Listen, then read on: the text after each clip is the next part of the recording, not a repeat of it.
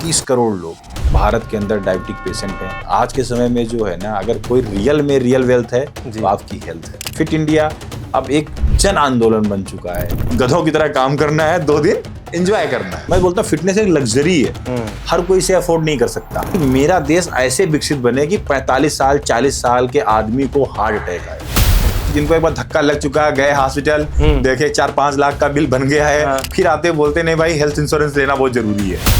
क्यों heart attack इतने ज्यादा तेजी से, वो भी जिम में जो है करते हुए आदमी जा रहा है, आपको क्या लगता है? मसल मत बनाओ, आपको अपने बच्चों का हेल्थ रिपोर्ट कार्ड भी बनाना पड़ेगा। आपकी जो बॉडी है ना, वो बॉडी से भी पूरी स्ट्रेंथ ट्रेनिंग हो सकती है, वर्कआउट हो सकता है। मसल्स अगर आपके पास है ना, तो आपकी एजिंग बहुत स्लो होती है। तो डाइट में ऐसा क्या चेंजिंग करे या अपनी लाइफ स्टाइल में डेली में ऐसा क्या करे कि हमारी मसल्स स्ट्रेंथ धीरे धीरे स्ट्रांग होती है? हवा बना दिया गया है ना, बहुत प्रोटीन चाहिए, बहुत प्रोटीन नहीं चाहिए। हमारी रसोई में अक्सर इंडियन रसोई में ऐसी क्या चीजें हैं जो हम यूज करते हैं और लेकिन आपके अनुसार होता है कि भाई ये बिल्कुल यूज नहीं करना चाहिए, उससे हमारी हेल्थ बनने के बजाय बहुत बिगड़ रही है? कि जितने भी हार्मोन्स हैं बॉडी के अंदर, वो सब फैट से प्रोड्यूस होते हैं। फिट इंडिया मूवमेंट को जब चलाया गया था, उसके पीछे क्या लक्ष्य था, क्या गोल था जिससे कि उसको एक मूवमेंट में बदला गया? इंसान जो फिटनेस है ना, इसके लिए जोर लगाना पड़ता है, आपके अपने स्वभाव के विरुद्ध जाना पड़ता है। जो चीज आपके कंट्रोल में नहीं है,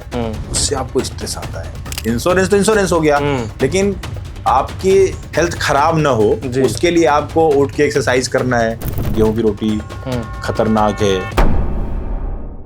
वो कहते हैं ना, हेल्थ ही वेल्थ है, लेकिन हेल्थ को वेल्थ में कन्वर्ट करने के लिए आपका फिट रहना सबसे ज्यादा जरूरी है। इसीलिए हमारे देश में एक फिट इंडिया मूवमेंट को चलाया गया था, यानी सब तक अच्छी हेल्थ, अच्छी फिटनेस को पहुंचाया जाए, उसके प्रति जागरूकता को बढ़ाया जाए ताकि पूरा इंडिया फिट हो सके। इसके अलावा आप अक्सर सुनते होंगे कि जिम में कुछ लोगों को हार्ट अटैक आ गए। आखिर इस उम्र में, छोटी उम्र में अच्छी फिटनेस के साथ भी इतने हार्ट अटैक क्यों बढ़ रहे हैं? आखिर हमारी डाइट में हम क्या चीज इतना ज्यादा कंज्यूम कर रहे हैं कि हमारी जो हेल्थ है वो बनने की बजाय बिगड़ रही है? मेंटल हेल्थ का हमारी फिटनेस पे क्या रोल होता है? आखिर मेंटल हेल्थ को हम कैसे स्ट्रॉन्ग कर सकते हैं? इन सभी टॉपिक पर बात करने के लिए आज हमारे साथ है एक IRS अधिकारी, एडिशनल कमिश्नर नरेंद्र यादव जी।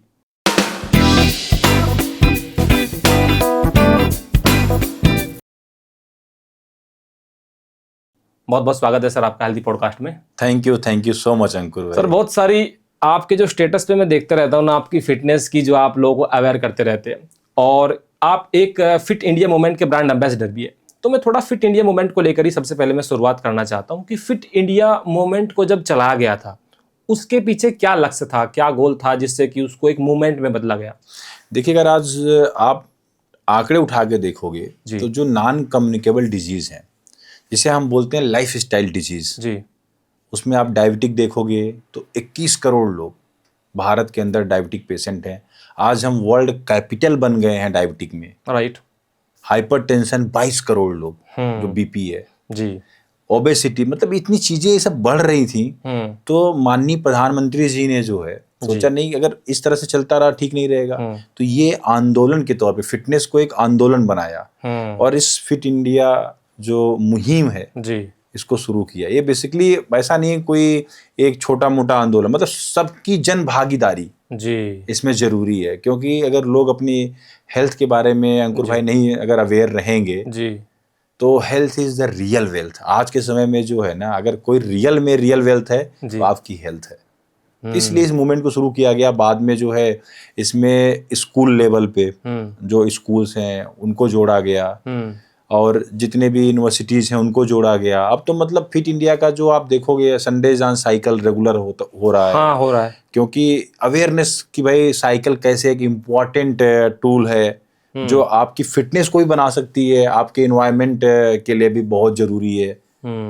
तो मतलब एनवायरनमेंट की भी हेल्थ सही हो गई आपकी, आपकी अपनी हेल्थ भी सही हो गई। राइट। तो इन सब चीजों को भी प्रैक्टिस करना, प्रमोट करना जी बहुत जरूरी है। तो फिट इंडिया अब एक जन आंदोलन बन चुका है। और जो हमारे अभी माननीय स्पोर्ट्स मिनिस्टर मनसुख मांडविया साहब हैं, वो भी बहुत एक्टिव हैं और अब भरपूर जो है, मतलब कहते हैं संडे जान साइकिल में खुद जब अवेलेबल होते हैं तो आते हैं, साइकिलिंग करते हैं सबके साथ।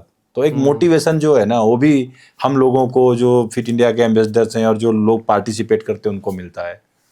ओके, आप कैसे जुड़े इस मूवमेंट से? आपको कब लगा कि आप एक ब्रांड एम्बेसडर हैं?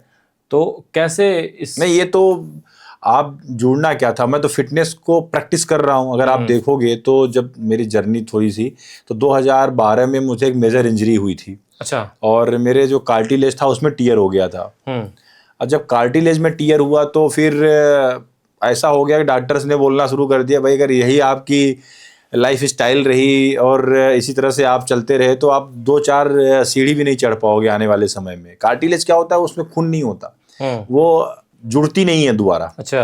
कार्टिलेज क्योंकि रिपेयर नहीं होता, जहां ब्लड की सप्लाई नहीं है अंकुर भाई, वो जुड़ नहीं सकता दोबारा। डॉक्टर ने बोला कि भाई अब तो आपको इसको तो जोड़ नहीं सकते, मामूली टीयर है, आप एक काम करो, अपनी जो मसल्स है ना, फोरसेप्स हो गई, क्वाड्रिसेप्स हो गई, काफ मसल हो गई, इनको स्ट्रांग करो।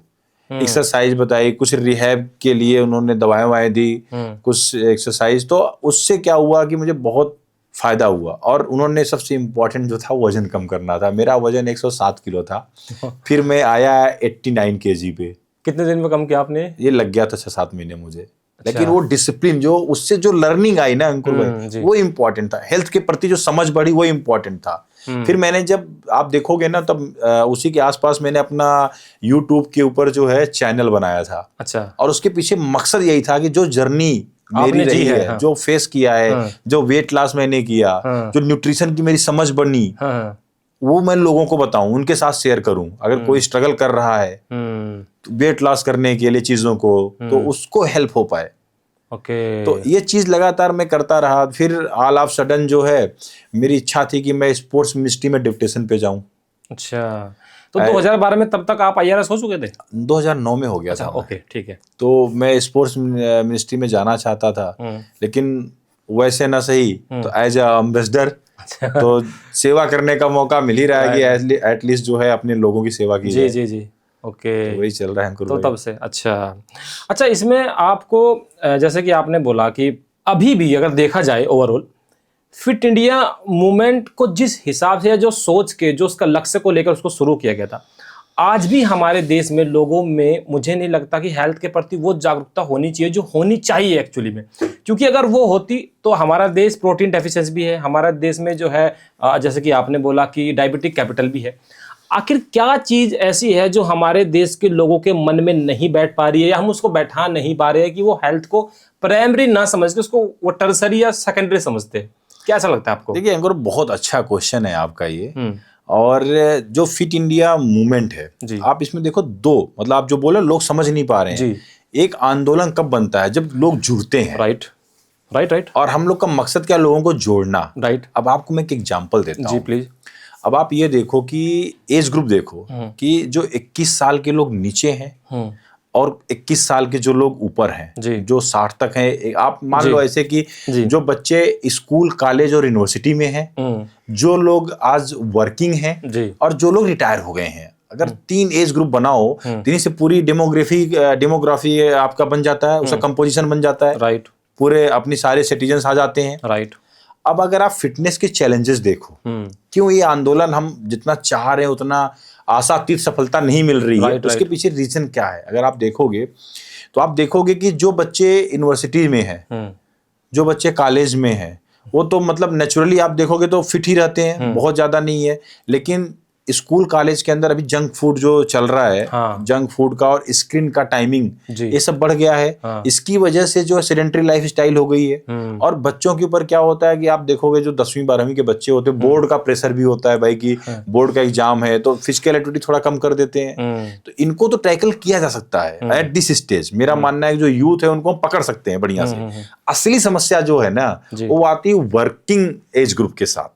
वहां पे क्या आती है, वहां पे क्या होता है, भैया काम नहीं मिल रहा, रोजगार चाहिए, फालतू बात नहीं करो अभी मेरे से, ये फिटनेस उटनेस बात की चीज है। अभी तो मुझे काम चाहिए, ढंग का काम करना है। फिर अगली समस्या क्या आती है, अरे यार टाइम ही नहीं मिल रहा है, बॉस इतना काम दे देता है कि काम ही नहीं पूरा कर पा रहा हूं मैं।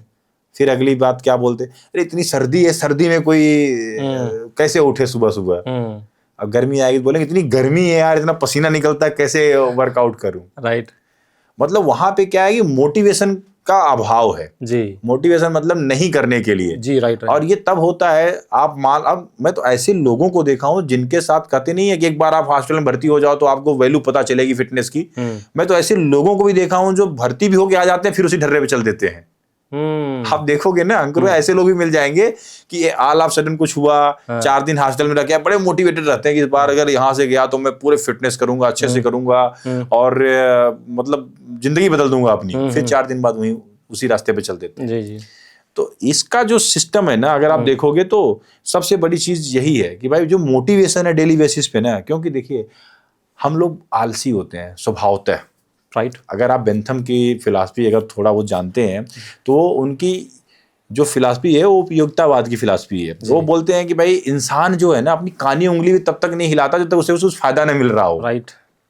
तो इंसान जो फिटनेस है ना इसके लिए जोर लगाना पड़ता है, आपके अपने स्वभाव के विरुद्ध जाना पड़ता है। आप ये समझो अंकुर भाई कि जिस अवस्था में आप बने उसमें सुख मिल रहा है ना, तो उस सुख को तोड़ के अब आप वॉक करोगे, दौड़ोगे, कुछ भी स्टंट ट्रेनिंग करोगे तकलीफ मिलेगी। राइट।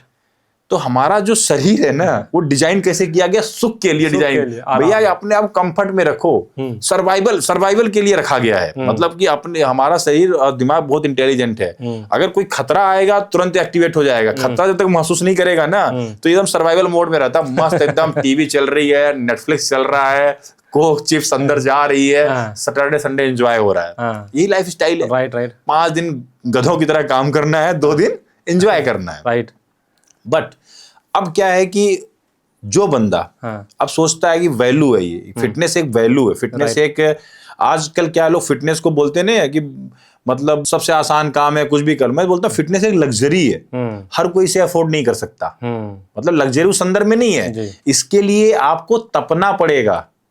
इसके लिए उठ के आपको अनुशासन में मेहनत लगातार करना पड़ेगा। Right right right. हर कोई ये अफोर्ड नहीं कर सकता फिटनेस। बिल्कुल बिल्कुल। फिटनेस तो अब जो मोटिवेशन की मैं वापस आता हूं अपनी बात पे कि जो वर्किंग एज ग्रुप है ना हमें सबसे पहले उन्हें मोटिवेट करने की जरूरत है।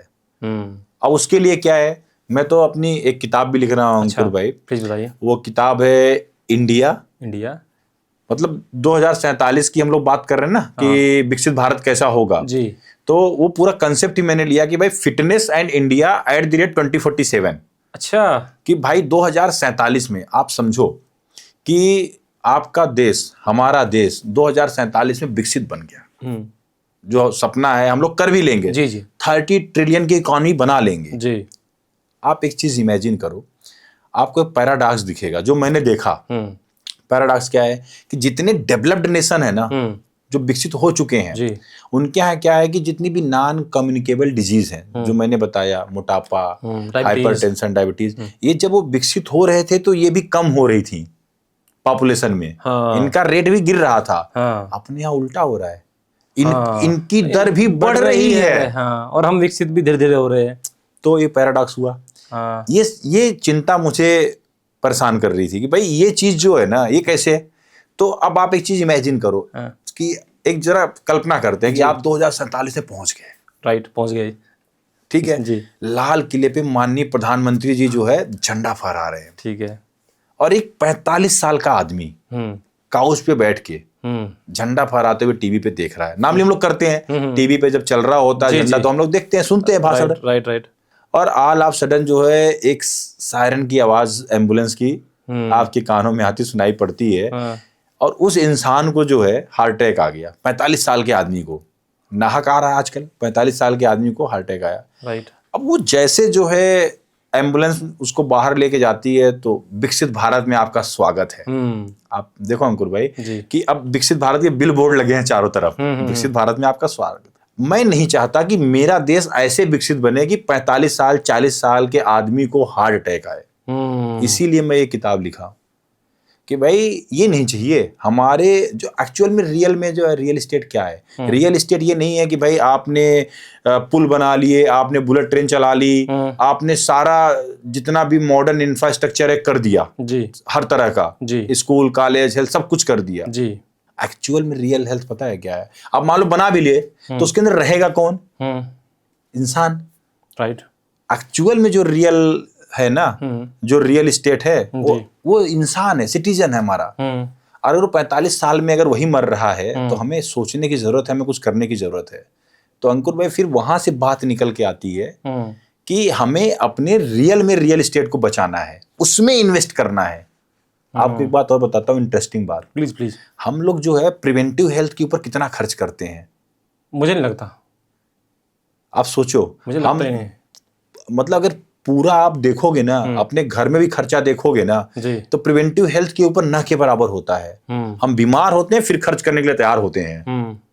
बीमारी से पहले जो है हम तैयार भी नहीं होते कि हम जो है कुछ खर्च कर लें अपने प्रिवेंटिव हेल्थ के ऊपर। सर हम हेल्थ इंश्योरेंस सबसे कम ले लेते हैं इंडिया। हमको लगता है हम हेल्थ इंश्योरेंस पे इतना खर्चा करते होंगे। तो मोदी जी ने जो है ये आयुष्मान भारत आई थिंक जो चलाया, वो यही देखते हुए वो चलाया कि लोगों में वो इच्छा शक्ति नहीं है प्रिवेंटिव करने की। अगर बाई चांस भगवान ने अगर कुछ हो जाए कि अपने पास एक अमाउंट रहे, नहीं करते हम लोग।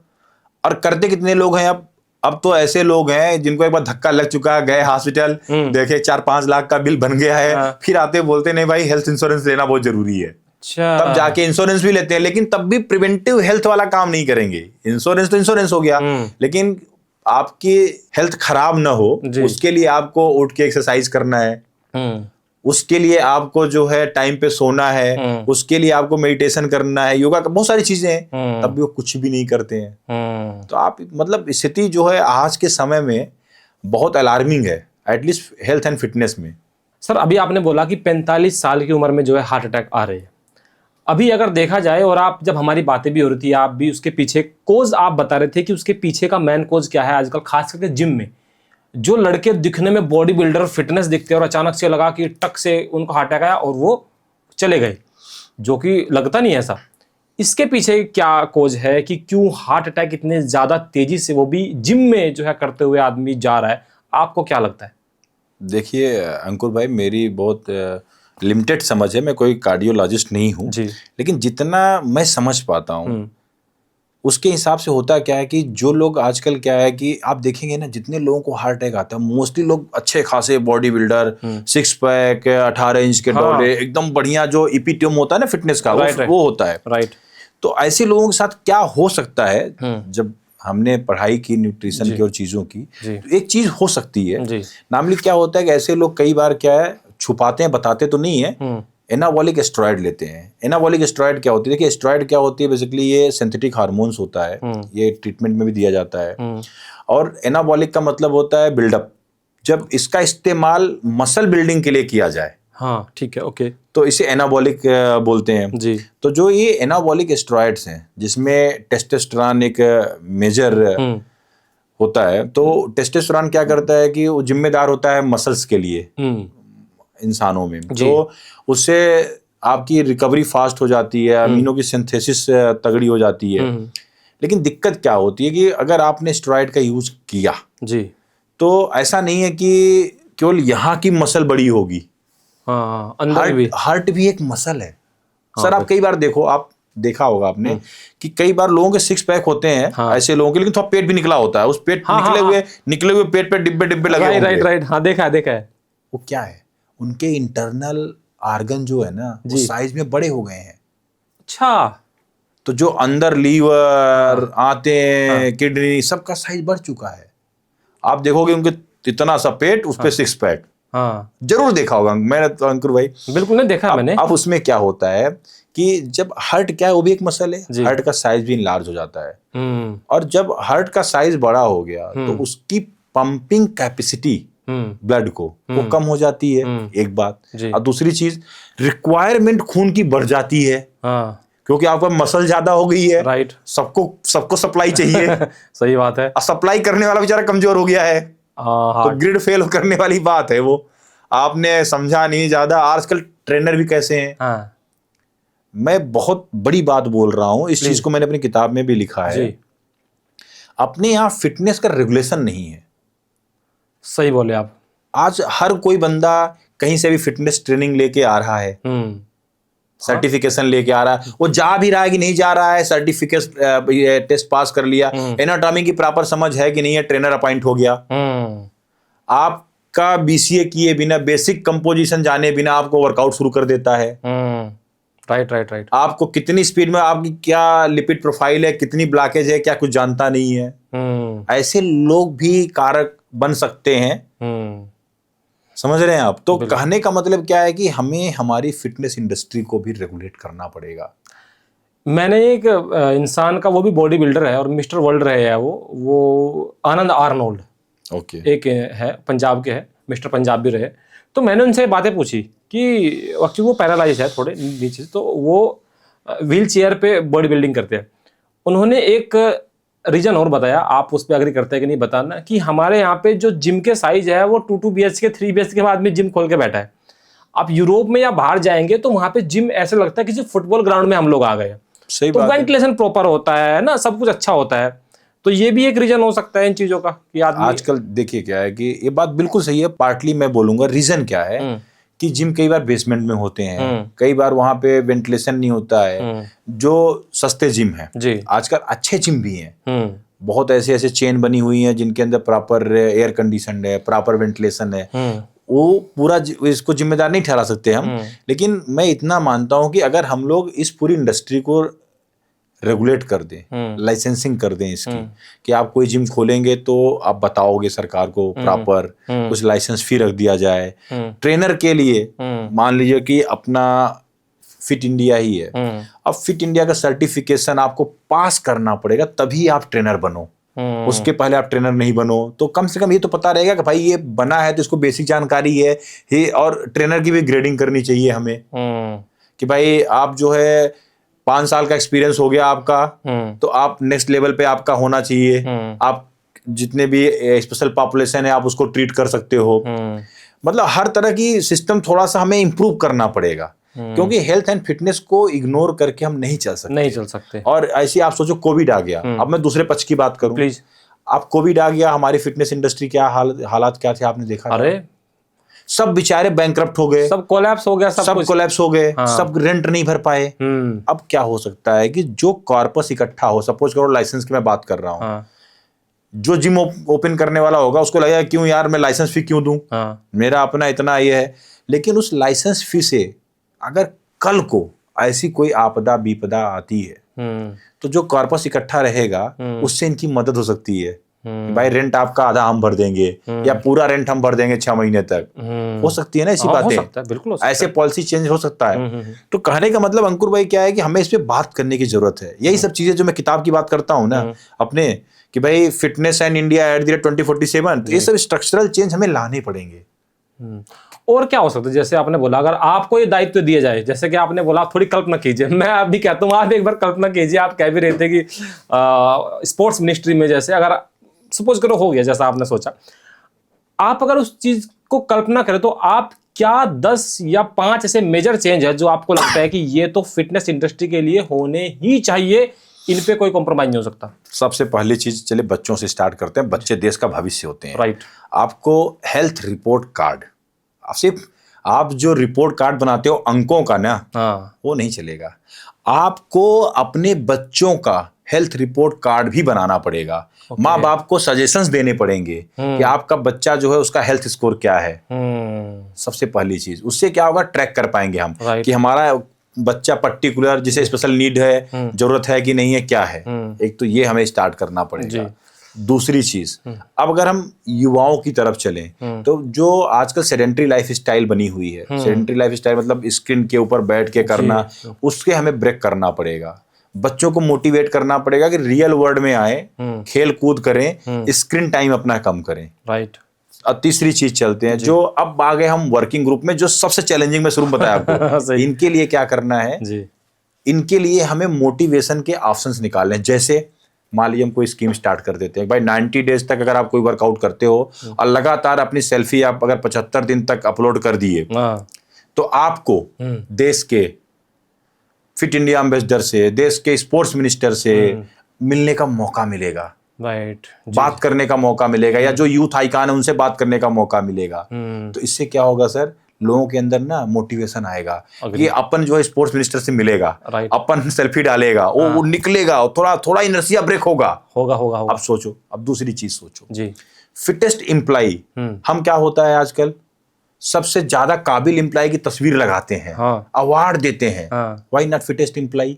हाँ, उसकी आप कुछ मत करो, जहां पे कॉन्फ्रेंस हॉल है, जहां पे आप डिस्प्ले बोर्ड लगाते हो, वहां पे एक लूप में जो है ना उसकी वीडियो चलाओ, fittest employee of the month, fittest employee of the year. बंदे को लगाओगे, अगले बंदे का जलस आएगा, अरे यार ये कैसे हो सकता है, आकाश की फोटो कैसे, अगली बार मेरी लगेगी यहाँ पे। Right right. लोगों को ये सब किक जो है, निगेटिव किक जब मिलती है इस तरह की ना, कि भाई ये अंकुर कैसे आगे जा रहा, मुझे जाना है, हाँ हाँ, सही बात है। तो आदमी उठेगा, सुबह सुबह जूता बांधेगा। आप सोचो कि अगर फिटेस्ट एम्प्लॉय का अवार्ड गवर्नमेंट में भी शुरू कर दें हम, हाँ, और कोई जाए और बढ़िया मिनिस्टर जी के साथ तो लेके आए, तो पड़ोसी नहीं जी रहे, पप्पा उसको देखो, आप भी सरकारी नौकरी करते हो, उसको अवार्ड मिला, आप उठो आप भी जाओ। बच्चे नहीं जीने देंगे। सही बात है, होता है। इस तरह का मोटिवेशन, देखिए सिस्टम क्या है, सब मोटिवेशन लाना पड़ेगा। राइट। और ये सब काम करते हैं। देखिए अगर आप कोई चीज जो है ना, कहते हैं लोग 21 दिन कर लो परमानेंट बन जाए, मैं कहता हूं कि अगर आप कोई चीज रिपीटेडली कर लो जी, आप अगर देखा देखी कैसे भी करके मोटिवेशन में करके, तो आपका नेचर और सिस्टम का पार्ट बन जाता है। शुरुआत करने में दिक्कत है। अगर आप आधा पहाड़ी चढ़ गए, फिर आप सोचोगे उतर रहे कौन साला, चलो चढ़ ही चलते हैं ना, पूरे ही कर लेते हैं। एक बार आप उस ट्रैक पे निकल गए ना, फिर बोलते हैं यार क्यों पीछे आना, करते मजा आ रहा है। और कंपनी मिलनी शुरू हो जाएगी जब इस तरह से लोग बढ़ेंगे। तो लोग चाहे निगेटिव मोटिवेशन हो चाहे पॉजिटिव मोटिवेशन हो, लोग अंकुर भाई करेंगे, उठेंगे चलेंगे। तो इनके लिए ये हो सकता है। राइट। अब जो हमारे ओल्ड एज वाले हैं, उन आजकल मैं देखता हूँ भाई बाथरूम में स्लिप कर गए, बहुत समस्या हो रही है। क्यों हो रही है? क्योंकि उनकी मसल्स और स्टेबिलिटी बॉडी में रही नहीं। तो सबसे इंपॉर्टेंट काम है, हमने पार्कों में जिम तो बना दिए जी, लेकिन सर हमारे सीनियर सिटीजन को कोई कॉर्नर नहीं बनाया। वो सबके लिए है। अगर आप उसकी मूवमेंट देखोगे ना, जो मैकेनिक्स है उन मशीनों की, अगर कोई बुजुर्ग उस पे चल के घूम ले, इतनी ज्यादा तेज हिलती है ना वो, उसके कुछ टूट फूट जाए बेचारे। राइट, सही बात है। एक कॉर्नर होना चाहिए सिर्फ बुजुर्गों के लिए, जहां पे वो जाएं और वहां पे हाइड्रोलिक मशीनें हम लगाएं कि भाई इतनी गए, अगर इतने से नहीं उठ रहा है ना तो रुक जाए, वो नीचे नहीं आए। राइट। सिस्टम बना स्टंट ट्रेनिंग के लिए। अब मैं तो बोलता हूँ भाई, मैं तो वॉलंटियर हूँ भाई फिट इंडिया में, मैं आधा घंटा अपनी सर्विस करने देने के लिए तैयार हूँ फ्री में। मैं जाऊंगा वहां पे स्टंट ट्रेनिंग कराऊंगा, देखूंगा, करके आऊंगा। हमें ऐसे वॉलंटियर खड़ा करने पड़ेंगे, ट्रेंड वॉलंटियर, कि जो जाए पार्कों में जहां पे भी ये कॉर्नर है उनके लिए जो है काम करें। अब अगली बात पे आते हैं nutrition, that is major part.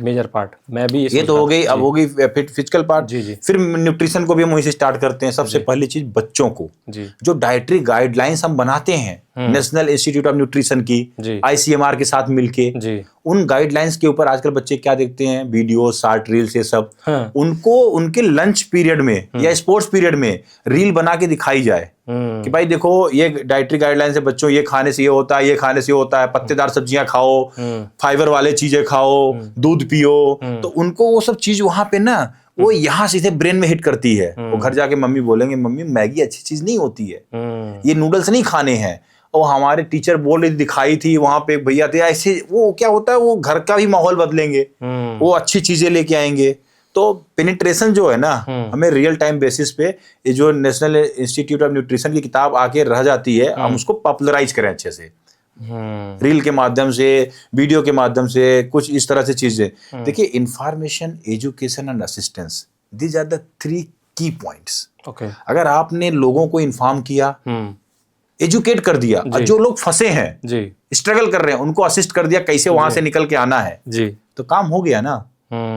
अब इस तरह की चीजें अगर हम लोग न्यूट्रिशन की, अब जैसे अब बात करते हैं, मान लीजिए कि वर्किंग क्लास है, अब घर में क्या होता है कि डाइट, हम लोग जो डाइट आज खा रहे हैं अंकुर भाई, आप बिलीव करोगे डाइट में क्या होता है। हमारी डाइट में बेसिकली आप देखोगे, जो एक मिडिल क्लास फैमिली होती है, पानी वाली दाल, थोड़ा सा चावल रोटी, 2-4 चपाती, और 4-6 आलू के टुकड़े फ्राइड, यही होता है बस। 2000 कैलोरी आप मानते हो। इस 2000 कैलोरी को आपने खा लिया, अब खा के आप बैठ के पेन से काम कर रहे हो, लिख पढ़ रहे हो, 2000 कैलोरी बर्न कहाँ होगी, पहली बात। और दूसरी चीज, ये जो परंपरागत से डाइट हमारी चली आ रही, बहुत सारे लोग आज बोलते हैं परंपरागत डाइट बहुत अच्छी थी चीज।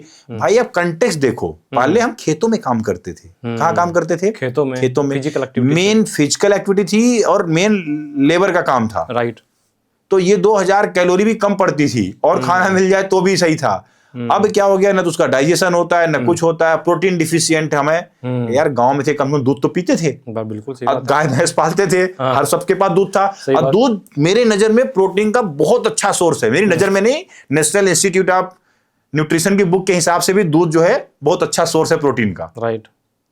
उसके जो अमीनो की प्रोफाइल है और 96% जो है जो मसल्स की अमीनो की प्रोफाइल है उसके समान है, मैच करती है जी।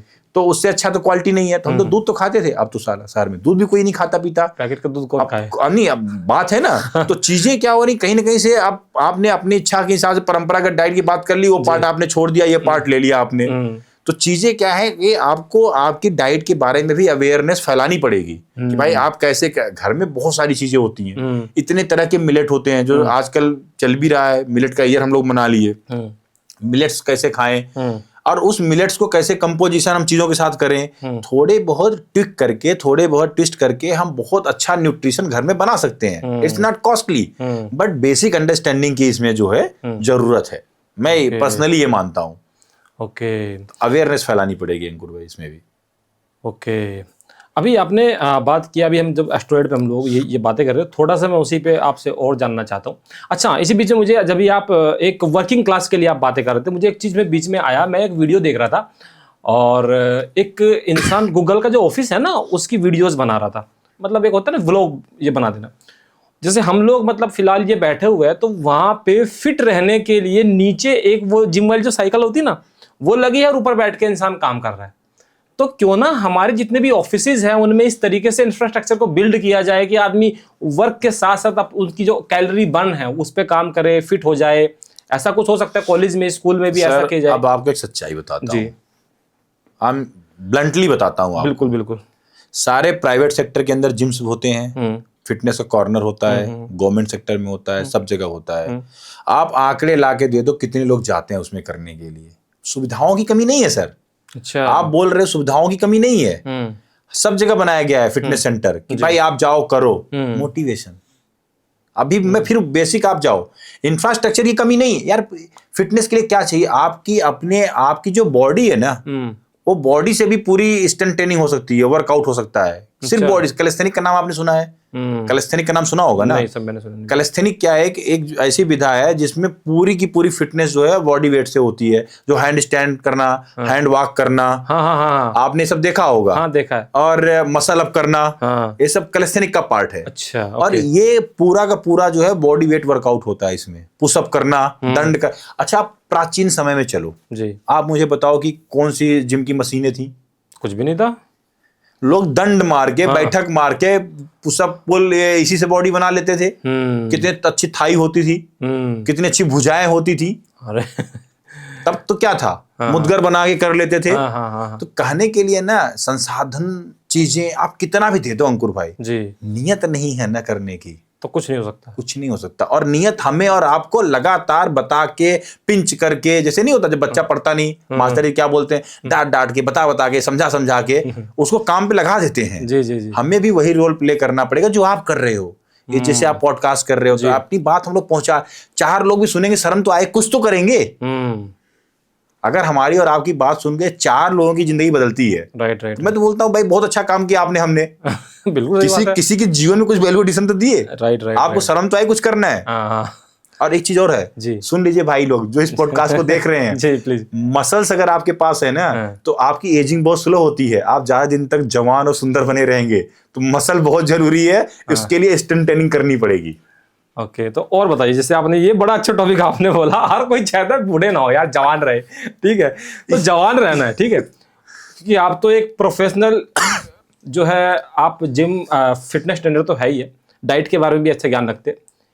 अगर अपनी मसल्स को इम्प्रूव रखना है हमेशा के लिए, हमारा जो मैं वर्किंग के लिए पूछ रहा हूँ ये सिर्फ, क्या उनको अपने जीवन में जो है कुछ थोड़े बहुत चेंजिंग करने पड़ते कि उनका वर्क भी होता रहे और वो बूढ़े भी ना हो जल्दी? देखिए अंकुर भाई, बहुत बेसिक चीज है जी, आपको मैं साइंस समझाता हूँ। please। अगर साइंस किसी को समझ में आ गई ना तो उसको फॉलो करेंगे। राइट। साइंस क्या है कि एक तो आपके पास अगर मसल्स हैं तो मसल्स क्या होती हैं कि आपके जो ज्वाइंट्स हैं, जो जोड़ हैं, एक तो उनको स्टेबल रखती हैं, उनमें टूट फूट नहीं होने देती हैं। राइट। क्योंकि मसल ज्यादा है तो जैसे आपकी लिगामेंट मजबूत रहेंगे, उन सब में टूट फूट नहीं आएगी। पहली चीज, ज्वाइंट्स की हेल्थ अच्छी रहेगी। और दूसरी चीज, आपकी बॉडी की पूरी ओवरऑल बॉडी की स्टेबिलिटी अच्छी रहेगी। और तीसरी चीज, अब साइंस समझिएगा, ज्यादा मसल्स है ना तो जो शुगर है, मसल्स में भी शुगर जाके स्टोर होता है। अच्छा। तो आपकी जो इंसुलिन की सेंसिटिविटी है वो भी अच्छी रहेगी, आपको डायबिटिक नहीं होगा मसल अच्छे होने से। मसल अच्छी होने, पूछिए कैसे? जी बताइए।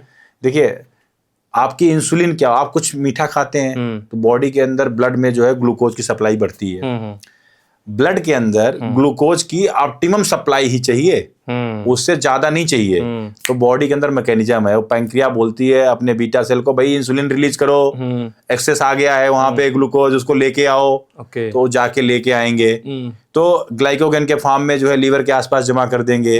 अब जहां जहां जरूरत है वहां भेज देंगे एक्सेस वाला।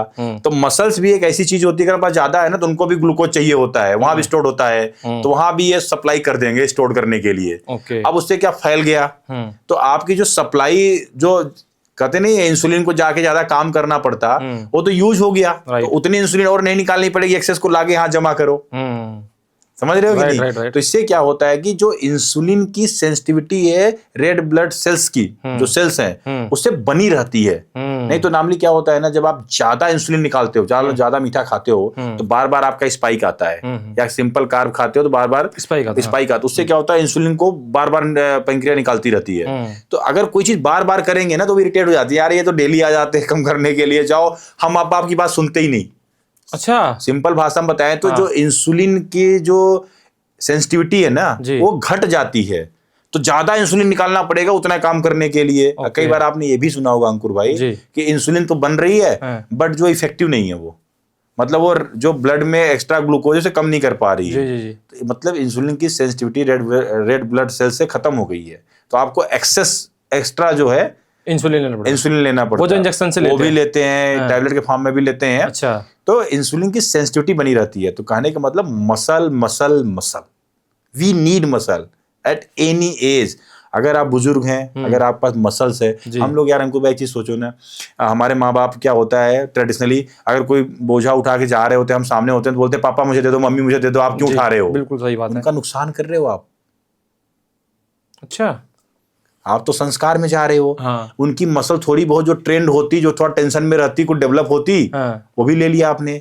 शरीर क्या है ना, ऐसा मैकेनिज्म है, वो फिर ब्रेन को क्या मैसेज देगी कि भाई इनको मसल की जरूरत नहीं है, मसल मत बनाओ। मसल नहीं बनाओगे, नहीं करोगे तो फिर वही है कि बॉडी के अंदर जो है जितने जोड़ हैं सब हिलने लग जाएंगे और सारी स्टेबिलिटी खत्म हो जाएगी।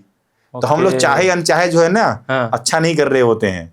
स्ट्रेंथ ट्रेनिंग, उससे स्ट्रेंथ तो आती है ना। जब भी मसल टेंशन में रहेगी, मसल डेवलप होगी, खुश रहेगी, अच्छा मेरी जरूरत है इनको, उसको यूज नहीं करोगे ना आप, तो बोलेगे यार इसको जरूरत ही नहीं है मेरी, वो बॉडी फिर बनाएगी नहीं, खत्म हो जाएगी।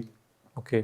तो डाइट में ऐसा क्या चेंजिंग करे या अपनी लाइफ स्टाइल में डेली में ऐसा क्या करे कि हमारी मसल्स स्ट्रेंथ धीरे धीरे स्ट्रांग होती रहे? देखिए, मसल्स बनाने के लिए जो है ना जी, प्राइमरी सोर्स तो हमारा कार्ब होता है। कार्ब तो आपको लेना है, कार्ब तो छोड़ना नहीं है, लेकिन आपको थोड़ा सा माइंडफुली खाना है। हर एक मील में आपके प्रोटीन का पार्ट होना चाहिए।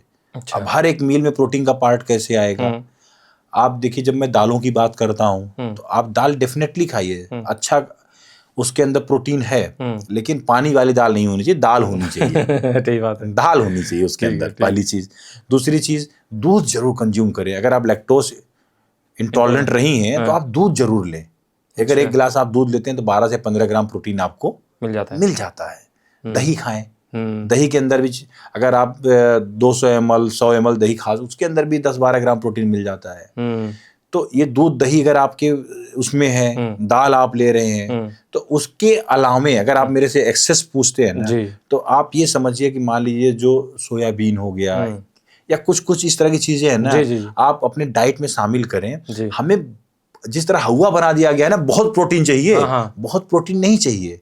आपकी जो बॉडी वेट है, आपकी जो एक्टिविटी लेवल है, वो सब मैटर करती है प्रोटीन में। अब हम क्या सोचते हैं कि भाई जो एथलीट है वो इतनी मेहनत करता है, बॉडी वेट का डबल प्रोटीन चाहिए। और आजकल तो युवाओं में मानिया हो रखा है प्रोटीन का, प्रोटीन मानिया। भाई दिन भर प्रोटीन ही खाए जा रहे हैं और कार्ब भी नहीं खा रहे हैं, फैट भी नहीं खा रहे हैं। भाई कुछ नहीं होना है, क्योंकि प्रोटीन के डाइजेशन के लिए भी कार्ब चाहिए। अच्छा, कार्ब तो खाना ही खाना है। सेरोटोनिन नाम का एक हार्मोन्स होता है, वो तभी बनेगा जब आप कार्ब खाओगे। अच्छा, ओके। डोपामाइन तभी रिलीज होगा। बॉडी में किडनी को भी एक्स्ट्रा आप काम क्यों करने के लिए बोल रहे हो ज्यादा प्रोटीन खा के।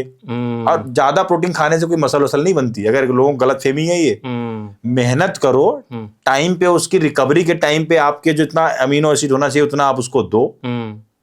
और ये ऐसा नहीं है कि बस 200 ग्राम खाना, 300 ग्राम खाना है, सब फालतू का चीज है। आप एक अच्छी डाइट लो, डाइट में आपके फाइबर होना चाहिए, डाइट में आपके मिनरल्स होने चाहिए। अब ऐसा नहीं सिर्फ आलू की सब्जी खाते रहो, पत्तेदार सब्जियां भी खानी है आपको। पत्तेदार सब्जियों में बता दूंगा, पत्तेदार ऐसा नहीं जब पालक चबाते रहो जी। लोग पत्तेदार का मतलब बोल देते हैं, दिमाग में पालक आता नहीं दिन में पालक। भाई जब पत्तेदार हरी सब्जियों की बात होती है तो आपका ऑप्शन क्या क्या होता है? पत्ता गोभी एक, पालक एक, भिंडी बहुत अच्छी, मतलब इतना अच्छा सोर्स है फाइबर का भिंडी। आप भिंडी खाओ, आप लौकी की सब्जी खा सकते हो, तोरी खा सकते हो, ये सब सारे ऑप्शंस हैं जब हरी सब्जियों की बात आती है। रही बात साग में, जब आप मतलब पालक की बात करते हो तो पालक को आप कंज्यूम करो, लेकिन वही है ना कि भाई उसके अंदर आयरन एब्जॉर्ब भी तो होना चाहिए। राइट। तो विटामिन सी, आंवला का जो थोड़ा मोड़ा जूस पी सकते हो, घर पे बना के आंवला खा सकते हो, तो उसको कंज्यूम करो आप। तो बहुत सारी चीजें हैं, थोड़ा माइंडफुलनेस के साथ खाना पड़ेगा। ऐसा नहीं है घर में। अब राइस की रही बात कि भाई लोग आजकल ब्राउन राइस का ट्रेंड चला रखे हैं अंकुर भाई। ये कैसे है? बहुत जो ब्लैक भी आता है राइस, ब्लैक राइस भी आता है, ब्राउन राइस भी आता है, व्हाइट राइस भी आता है, दुनिया भर के तो राइस आते हैं। अब उनका ग्लाइसेमिक इंडेक्स लोग बताते हैं, प्रमोट करते हैं, भाई ये है वो है दुनिया। मैं बोलता हूँ कि आप चाहे व्हाइट राइस लो चाहे brown rice low, quantity matter a lot. देखो ग्लाइसेमिक इंडेक्स एक पार्ट है, लेकिन अगर आपने राइस को राजमा के साथ मिक्स कर दिया, व्हाइट राइस हो कोई दिक्कत नहीं है, एक कंप्लीट अमीनो एसिड का प्रोफाइल बन गया। आपने छोले के साथ उसको मिक्स कर दिया राइस को, तो एक कंप्लीट अमीनो प्रोफाइल बन गया। क्योंकि देखिए क्या होता है, दालों के अंदर जैसे मेथेनाइन होता है, आप ये समझो कि कुछ ऐसे अमीनो होते हैं ना जो दाल में होते हैं, कुछ ऐसे होते हैं जो चावल में होते हैं। राइट। तो वो जब आपस में मिलते हैं तो कंप्लीट अमीनो की प्रोफाइल बनती है। ओके। दूध में कंप्लीट अमीनो आपको चाहिए, क्योंकि देखिए अमीनो जो एसिड होते हैं टोटल 20 होते हैं, 11 तो नॉन इसेंशियल होते हैं, बॉडी खुद बना लेती है, 9 जो है इसेंशियल होते हैं जी। लाइजाइन हो गया, वेलाइन हो गया जी। तो ये सारी चीजें क्या है कि जो इसेंशियल है वो आपको खाने से ही लेनी है। तो इसमें आप राइस वाइस कोई ले लो। रोटी में लोग बात करते हैं कि भाई गेहूं की रोटी खतरनाक है। भाई जो जिनको ग्लूटेन की प्रॉब्लम उनके लिए तो है इशू, उनको आप मोटे अनाज भी आप ले सकते हो, ऐसा तो नहीं है। ज्वार है, जौ है, आपका बाजरा है, मक्का है, बहुत सारे ऑप्शन अवेलेबल हैं। हमारे परंपरागत तरीके चलती आ रही हैं। राइट। आप आराम से कंज्यूम कर सकते हो। फैशन में मत जाओ, मैं फैशन वाली डाइट के मतलब सपोर्ट नहीं करता। जो घर में इजीली अवेलेबल है आप उसी को टिक करो, उसी से खाओ। अभी क्या होता है ना, बहुत सारे जो फिटनेस ट्रेनर या जो डाइट के एक्सपर्ट्स होते हैं, और हमारे जो पीएमजी भी है वो भी कुछ अब अपने मतलब फिटनेस को लेकर के जो है वो बातें कर रहे हैं, हेल्थ को लेकर के। आपके अनुसार कि हमारी रसोई में, अक्सर इंडियन रसोई में ऐसी क्या चीज़ें हैं जो हम यूज करते हैं और लेकिन आपके अनुसार होता है कि भाई ये बिल्कुल यूज नहीं करना चाहिए, उससे हमारी हेल्थ बनने के बजाय बहुत बिगड़ रही है, लेकिन वो ट्रेंड में ढर्रे पर अपना चला जा रहा है? क्या ऐसी चीजें हो सकती है रसोई में? देखिए सर, मैं एक्सट्रीमिस्ट नहीं हूँ और मैं कोई ऐसी सनसनीखेज आपको बात नहीं करने वाला कि भाई रिफाइंड ऑयल छोड़ दो, सबसे गंदी चीज है, रिफाइंड शुगर छोड़ दो, सबसे गंदी चीज है, ऐसी में कोई बात नहीं बोलने वाला हूँ। Moderation is the key. Moderation आप समझते हो, भगवान बुद्ध को याद करो, उन्होंने क्या बताया? मध्यम मार्ग। मध्यम मार्ग ही सबसे अच्छा मार्ग है। राइट। और खाने पीने में भी जब आप कोई चीज यूज कर रहे हो, संयम। आप समझो कि एक आइटम के खाने से न तो शरीर बनती है, न एक आइटम के निकालने से अच्छी हो जाती है। समझ रहे हो कि नहीं, बिगड़ती भी नहीं है ना बनती बिगड़ती कुछ नहीं है जी। तो जो किचन है ना आपका जी। वो एक मंदिर की तरह आप उसे ट्रीट करो। ओके। अब उसके अंदर लाके अच्छी अच्छी चीजें रखो। जब आप शॉपिंग करने जा रहे हो उसमें मैं एक चीज और डाल रहा हूँ जो जी। मेरी किताब आ रही है, जी। लेबल, जो लेबल होता है ना, हाँ हाँ। Label literacy. ओके। जो पढ़ने की लिटरेसी है ना, सबसे ज्यादा जरूरत किसको है? हमारे घर में जो खाना बनाती है, जो ग्रासरी खरीद के लाती जी, है जी। हमारी जो माँ है जी, जी। या जो घर के लोग हैं, जी जी राइट। तो उनको ग्रासरी खरीदते समय उनको समझ होनी चाहिए। हम्म। अगर ये गलेक्टोस लिखा है, माल्टोस लिखा है तो सब शुगर ही है। अगर शुरू में कहीं लिखा था आप समझ जाओगे सब शुगर के फार्म है। समझ रहे हो कि नहीं? तो Right. आप जो है उनको, मैं लेबल लिटरेसी की बात कर रहा हूँ कि सबको हमें लेबल जो लिखा होता है फसाई का उसे पढ़ना आना चाहिए। अगर आप एक बार ना समझ जाओगे तो चॉइस बना लोगे। अब तेल में लिखा होता है पूफा मुफा, अब पूफा मुफा समझ में ही नहीं आता भाई कि पॉली अनसैचुरेटेड जो फैटी एसिड क्या है, मोनो अनसैचुरेटेड फैटी एसिड क्या है, सैचुरेटेड फैटी एसिड क्या है, कौन सा तेल खाएं। किसी ने सजेस्ट कर दिया कि भैया मूंगफली का तेल अच्छा होता है, किसी ने बोल दिया सरसों का अच्छा होता है, कोई ऑलिव ऑयल की बात कर रहा है। आप जागरूक बनो, आप समझदार बनो, आप देखो कि भाई हमें अनसैचुरेटेड फैटी एसिड ज्यादा चाहिए तो उसका कॉम्बिनेशन सैचुरेटेड कम चाहिए, कहाँ पे है कैसे वो देखना है। और सैचुरेटेड फैटी एसिड में भी मैं आपको बता दूं, जो बात छेड़ी दी है मैंने, जी, जी। तो आप बहुत सारे लोग जो है बोलते हैं कि घी खाने से जो है फैट आता है, हाँ बिल्कुल, मोटापा बढ़ता है। हाँ। बहुत सारे लोग बोलते हैं कोकोनट ऑयल जो है पूरा सैचुरेटेड मतलब वो है फैटी एसिड है, नुकसानदायक होता है। सर देखिए, एक तो पहली बात तो पहले घी की बात कर लेते हैं। आपके जितने भी हार्मोन्स हैं बॉडी के अंदर वो सब फैट से प्रोड्यूस होते हैं। अच्छा, हार्मोन्स अपने आप में फैट होता है, और आपने फैट खाना छोड़ दिया, हार्मोन नहीं बनेगा, हार्मोन का प्रोडक्शन नहीं होगा, आप इरिटेटेड रहोगे। तो आपको तो फैट, सैचुरेटेड फैट चाहिए। और दूसरी चीज कोकोनट ऑयल की बात करते हैं, वो मीडियम चेन ट्राइग्लिसराइड होता है जो एमसीटी हम बोलते हैं जी। मीडियम, उसके जो बॉन्ड्स होते हैं डाइजेशन में बहुत फास्ट होते हैं। वो जो आते होती हैं ना जी, वो जो कहते नहीं जाके जहाँ पे एक्स्ट्रा टाइम उससे कम टाइम लेता है डाइजेस्ट होने में। तो जो चीज जितना अच्छा है डाइजेशन में ना उतना बेस्ट है शरीर के लिए। लॉन्ग टर्म डाइजेशन में कोई चीज पड़ी रहेगी वो अच्छी नहीं है। फास्ट डाइजेशन हो रहा है, बढ़िया जा रहा है, ठीक है। तो उससे क्या होता है कि जो ये ऑयल्स है ना, जो तेल है, इसकी भी हमें जागरूकता देनी पड़ेगी, समझानी पड़ेगी, बात करनी पड़ेगी। और रही बात किचन के अंदर, भाई जितने भी अब रिफाइन चीजें हैं, अब जो चीजें चली आ रही हैं, अब कई लोग बोलते हैं इसके अंदर जहर है, कैंसर हो रहा है, ये हो रहा है। कितनी रिसर्च हुई है, क्या उसका बेस है? अंकुर भाई ये सब चीजें क्या होती है ना, एक माहौल बनाने के लिए तो ठीक है, आपने बता दिया तुरंत से कि ब्रेड अभी फेंक दो, ब्रेड मत खाओ, कैंसर से मर जाओगे। कितने लोग मर गए, क्या रिसर्च है, उस पर बात करो, तथ्यों पे बात करो। अफवाह क्यों फैला रहे हो?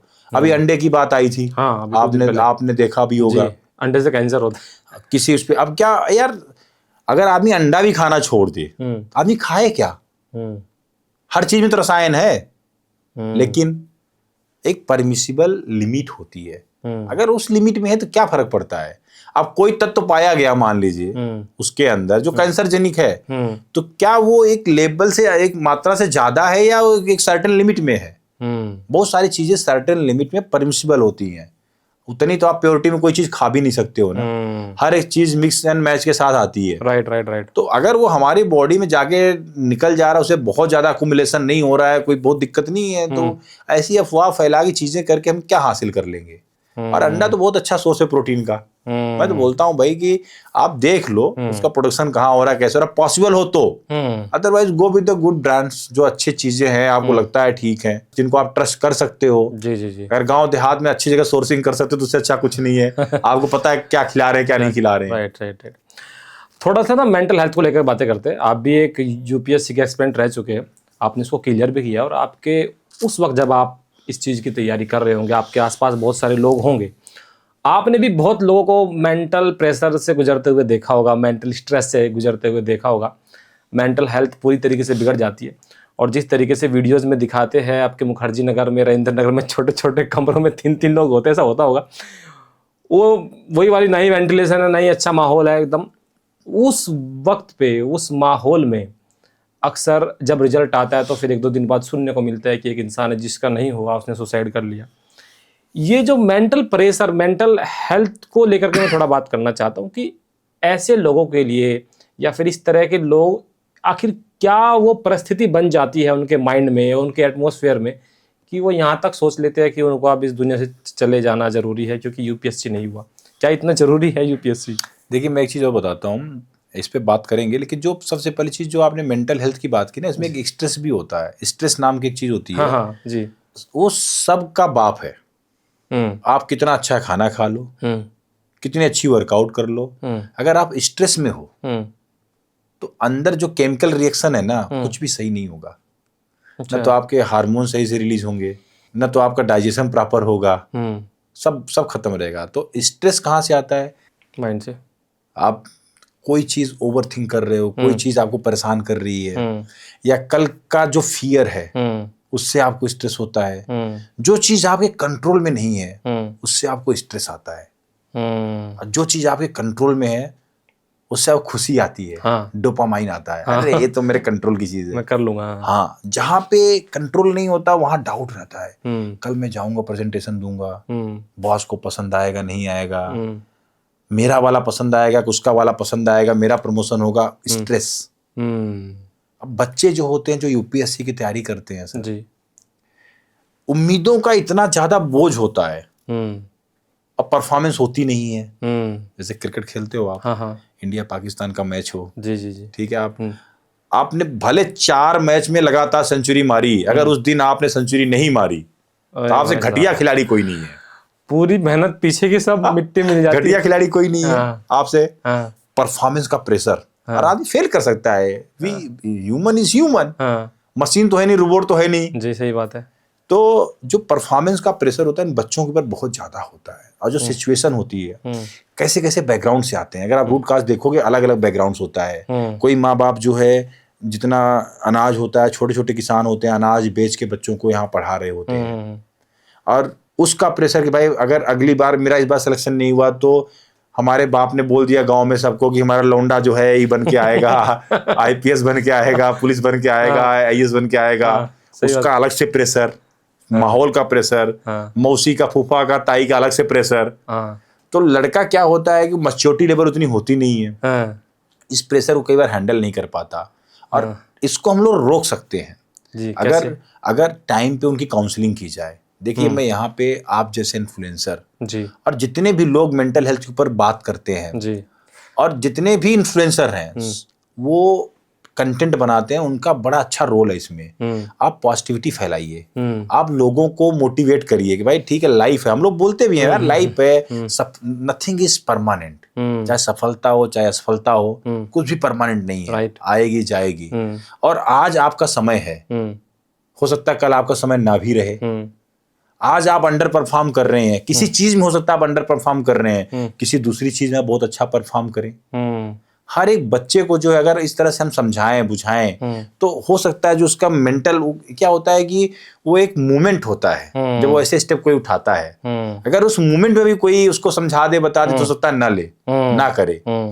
तो अंकुर भाई, मुद्दा क्या है ना, मुद्दा मेंटल हेल्थ बहुत कुछ है, ऐसा मुद्दा है आज के समय में कि इस पे बात होनी चाहिए। अगर आप किसी को ना, मैं देखता हूँ आपके रूम में मान लिया कोई आया जी, आपने अगर उसको सुन लिया प्रॉपरली, भले ही वो बकवास बात कर रहा है, सही बात है, भले ही एकदम वाहियात, आपको लग रहा है वाहियात बात कर रहा, आप समझ गए हो क्या कहना चाहता है, उसके बाद भी अगर आपने उसको पूरा सुन लिया तो उसकी मेंटल हेल्थ बहुत अच्छी रहेगी। तो हम लोग इतना तो कर ही सकते हैं ना कि भाई कुछ भी हो रहा है पेशेंटली हम लोग सुन ले किसी को, सुनने के बाद उसको सलाह दे दे, कुछ दे सकते हैं तो बता दें। हम लोग इतने इम्पेशेंट हो गए ना, तो सुनना पसंद करते हैं, दिन बोलना ही बोलना पसंद करते हैं। बिल्कुल, कोई किसी को सुनना नहीं चाहता है, नो वन। और इतना होता है ना कि आप बोल रहे हो, अगर मैं समझ गया आप क्या बोलने वाले तो आपके शब्द चोरी करके मैं उसको खत्म करना चाहूंगा जल्दी से कि अंकुर तो बहुत स्लो बोल रहा है। सही बात है, सही बात है। इतने इम्पेशेंट हैं लोग, ऐसा नहीं चलेगा ना। आप सोसाइटी में रहते हैं, हम सबकी लोगों की जिम्मेदारी है कि हम अगर कोई बात कर रहे हैं तो रिस्पॉन्सिबल बिहेव करें, और यूथ को जो है ना साथ लेके चलना है। यही यूथ हमारे देश का अंकुर भाई भविष्य है। राइट। और इन्हीं के कंधों पे आगे देश चलेगा। जर्नी है ये तो। राइट। हम और आप आगे निकल जाएंगे, पीछे वाले देश चलाएंगे। सही बात है। तो इनको संभालना, इनको नर्चर करना आपकी हमारी जिम्मेदारी है। राइट। अगर हम लोग देश को केवल ना विकसित बनाना चाहते हैं, विकसित तो बनाए अच्छा मजबूत राष्ट्र बने, यहाँ के जो रियल में रियल एस्टेट है, जो लोग हैं वो मजबूत बने फिजिकली, मेंटली, तब जाके जो है ना हम लोग एक्चुअल में जो चाहते हैं कि भाई मजबूत, सुंदर, विकसित भारत बने, वो तब हो पाएगा। बातचीत बहुत जरूरी है। मेरा कहने का मतलब ये था कि भाई मेंटल हेल्थ जो बच्चे हैं, काउंसलिंग होनी चाहिए, बातचीत होनी चाहिए, उससे आधी समस्या सॉल्व हो जाएगी। उनको उनकी सुनवाई होनी चाहिए। राइट। ऐसे कुछ क्या आप जो आपको अभी देख रहे हैं, वो सुन रहे हैं, और कुछ वैसे लोग भी होंगे जो इस तरह के, जिनके दिमाग में धारणाएं आती होंगी, यूपीएससी के जो लोग प्रिपरेशन कर रहे होंगे और उस स्ट्रेस से हो सकता है वो भी जूझ रहे हो, सर्वाइव कर रहे हो, तो क्या कहना चाहेंगे उनको कि उनको कम से कम 2-3 चीज़ें, जब भी इस तरह की दिमाग में बात आए कभी कभी, क्या करना चाहिए कि वो 2-4 काम क्या करें? भाई देखो, अंकुर भाई ने बोला है तो आपको बता रहा हूं कि ये जिंदगी में ना जितने भी आसपास की चीजें हैं सबको हवा मानो। आप अच्छा करोगे तो हवा आपके साथ बहेगी। आपका समय नहीं चल रहा होगा, स्ट्रगल चल रहा होगा, तो हर कोई आपको ताने मारने के लिए तैयार रहेगा, हर कोई कुछ न कुछ चुभाने के लिए तैयार रहेगा।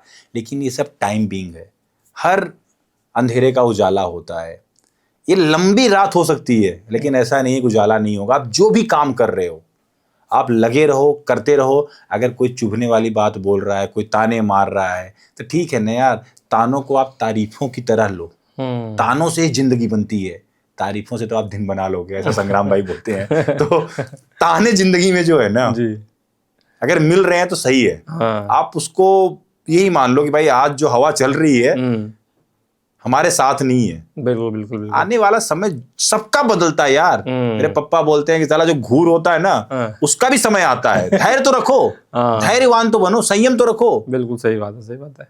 तो धैर्यवान, बड़े बड़े जो ऋषि मुनि थे सब धैर्य सिखाते थे, पेशेंस ही सिखाते थे। समय तो बदल जाएगा। अगर आपने धैर्य छोड़ दिया, इम्पेशेंट हो गए, कुछ ऐसा काम कर लिया जो नहीं करना चाहिए, तो फिर तो आने वाला समय आप देख ही नहीं पाओगे। सही बात है, बिल्कुल सही बात है। और सर जाते जाते एक मूल मंत्र हो फिटनेस का, जैसे आप फिट इंडिया के ब्रांड एम्बेसडर है, तो फिट इंडिया को लेकर के या फिटनेस को लेकर के लोगों को क्या 1 या 2 मूल मंत्र जो उनको अपने जीवन में, यार ये तो इसके बिना तो फिटनेस है ही नहीं, कम से कम कुछ नहीं कर पाते, ये 3-4 काम तो आप कर लो, फिटनेस कम से कम ठीक रहेगी। बहुत बढ़िया है। तो मैं मूल मंत्र भी अपना दे देता हूँ जी प्लीज। भैया 24 घंटे होते हैं, 24 घंटे में 24 मिनट, हर घंटा 1 मिनट अपने लिए जियो यार।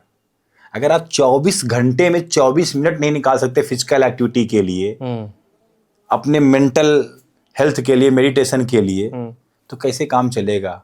तो सबसे बड़ा मूल मंत्र यही है सर, 24 घंटे में 24 मिनट, 1 घंटा 1 मिनट अपने लिए दे दो, सब सॉर्ट हो जाएगा। इतना ज्ञान आपको आ जाएगा ना, सेल्फ रियलाइजेशन इतनी अच्छी हो जाएगी आपकी कि आप अपलिफ्ट हो जाओगे, फील करने लग जाओगे कि भाई मैं कहीं से कहीं पहुंच गया, अपने से बात कर रहा हूं। बंद कर दो टीवी, बंद कर दो नेटफ्लिक्स, उठ जाओ। अलार्म, लोग बोलते हैं मैं सुबह उठ नहीं पाता, अंकुर भाई अलार्म स्नूज करता रहता हूं। मैं बोलता हूं आप गलत करते हो। आप जैसे मान लो कि आपकी आदत है 8 बजे उठने की, अब आप 6 बजे का अलार्म लगाओगे तो कैसे उठ पाओगे? आप 8 बजे उठ रहे हो तो सबसे पहले 7:45 का अलार्म लगाओ। हम 2 घंटे पहले लगाते हैं। आप 6 बजे बॉडी रिएक्ट, आप 15 मिनट कम सोगे तो चलो अपने आप को समझा लोगे, अरे यार 10-15 मिनट क्या हो जाएगा। आप 7:45 उठना शुरू करो, फिर 7:30 पे आओ, फिर 7:15 पे आओ। धीरे धीरे करके आप टारगेट रखो कि महीने भर में मैं 6 बजे उठूंगा, तब तो पॉसिबल है। पहले दिन अगर आपने 6 बजे लगा दिया तो आपका पप्पा, आपका मम्मा, हर कोई चिल्ला लेगा, अलार्म चिल्ला लेगा, आप उठोगे नहीं। सही बात है। हर चीजें मतलब धीरे धीरे संयम, धीरज। बिल्कुल, ये बात भी सही है। और अगर विकसित, जैसे कि सर ने बोला है कि अगर भारत को विकसित भारत 2047 में बनाना है, तो बुक है fitness India, fitness and India @2047। बिल्कुल। तो उसमें विकसित भारत को विकसित बनाने के लिए, विश्व गुरु बनाने के लिए क्या मूल मंत्र है, वो हेल्थ के माध्यम से, वो जो है सर की बुक में जब आएगी तो आपको पता चल जाएगा, वो मिलेगी। और पढ़ना जरूर, मैं तो जरूर पढ़ूंगा, खास करके वो मेंटल वाला जो आपने पार्ट बोला कि आप उसमें कर रहे हैं। और यूपीएससी के वो लोग जो यूपीएससी कर रहे हैं, मुझे लगता है उनके लिए भी ये एक ग्रंथ साबित होने वाली है ये बुक, क्योंकि उसमें शायद आपके मन में, आपके दिमाग में, आपके जो झूल रहे हैं ना, जिससे आप परेशान हैं, वो शायद आपका उसका ऊपर पाएंगे, मिल जाए। बिल्कुल सर, बिल्कुल। So thank you so much, बहुत बहुत शुक्रिया आपका आने के लिए। और इतना मैं मतलब इतना सब कुछ है सीखने के लिए, इतना सब कुछ है और सुनने के लिए, आपको सुनते जाए। आप स्ट्रेस पे बात कर सकते हैं, आप हर चीज पे बात कर सकते हैं। अगर पॉसिबल होगा तो आगे भी एक पॉडकास्ट और करेंगे। श्योर अंकुर भाई, थैंक यू सो मच। बहुत कुछ है, क्योंकि समय की सीमा है, और वही बात है कि समय तो रुकता नहीं है किसी के लिए भी।